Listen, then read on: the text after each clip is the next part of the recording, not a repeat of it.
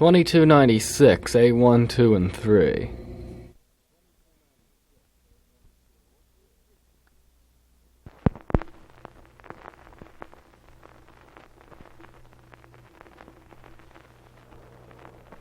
As I went a-walking one morning in Maid, I went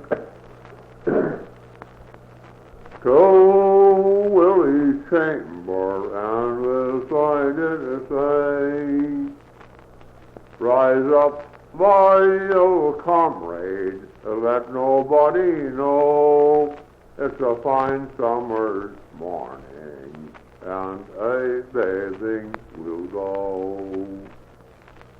And they walked along together, and they came to a lane. And who did they meet but the keeper of the game? He advised young Willie for to not venture in to the deep and cold waters on the lake of Colfaine. So Willie and his comrade did not heed his advice. They went in the lake where there had been some ice. So Willie took cramps, and there he fell in to the deep and cold water on the lake of Colfaine. And early next morning, Willie's father came there, and he walked around the beach like a man in despair, saying where was he drowned, or how did he fall in to the deep and cold waters on the lake of Colfaine.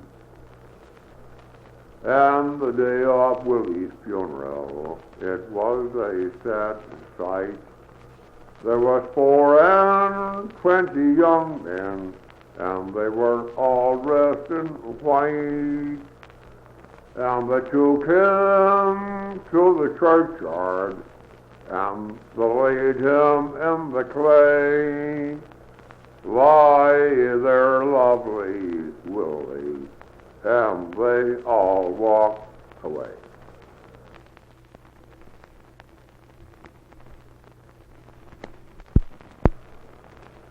You roving lads of Erin's Isle who across the Atlantic Sea, I would have you pay attention and listen a while to me.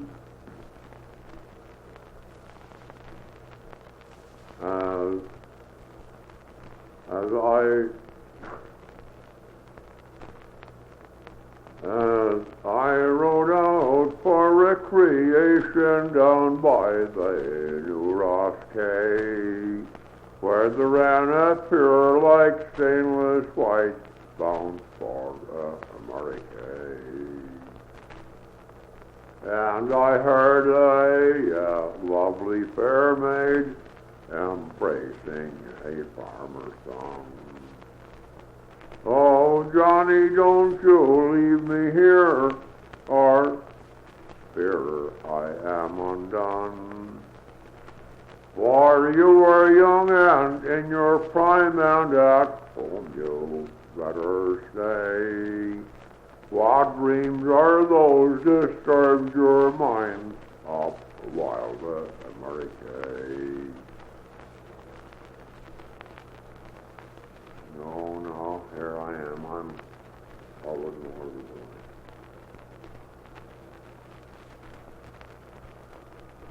I didn't have the right proof of the first one. Well, okay, I'm going to give you another one while you're at it. I am a maid in love Colfaine, I dare not complain. And for the sake of Jimmy, I cross a raging main. And if I do not find him, I will mourn constantly. And for the sake of Jimmy, Maid, I will live and die. And a short jacket and long trousers, this maiden she put on. And like a gallant sailor bold, she gently walked along. And she bargained with the captain her passage to get free, for to be his own companion across the raging sea. And one night as they were talking of going to their bed, and the captain sighed and said, "My love, I wish you were a maid. Your cherry cheeks and ruby lips, they so enticed me. Oh, I wish to God in all my heart you were a maid for me." Oh, hold your tongue, dear captain, your talks are all in vain. And if the sailors would hear you, they would laugh and make their game.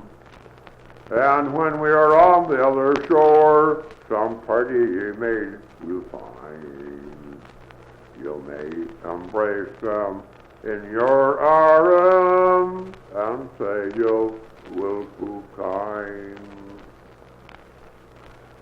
Then, in less than 3 weeks sailing, our vessel reached the shore. Oh, fare you well, dear captain, adieu for evermore. Oh, once I was a sailor on board, but now I'm a maid on the shore. And fare you well, dear captain, adieu for evermore. Come back, my pretty maid, come back and stay with me. I've got a handsome fortune on you I would bestow. 500 pounds a year, my love, is a fortune I'd give you. If you'd consent and marry me and say you would be true. Oh, hold your tongue, dear captain, your talk is all in vain. For once I have that sweetheart, and for him I cross the main. And if I do not find him, I will mourn constantly. For it's for the sake of Jimmy that I cross this raging sea.